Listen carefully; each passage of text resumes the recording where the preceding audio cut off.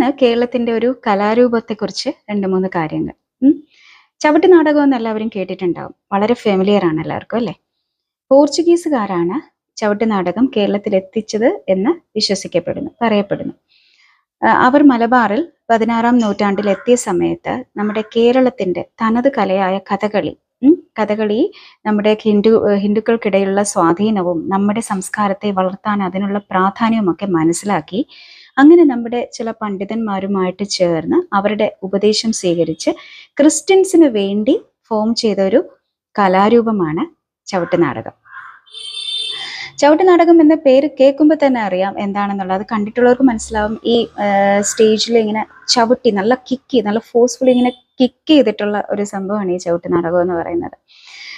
അതില് ഈ യൂറോപ്യൻ രാജാക്കന്മാരുടെയും അതുപോലെ തന്നെ ബൈബിളിലെ ചില കഥകളും ഒക്കെയാണ് തീമായിട്ട് വരുന്നത്.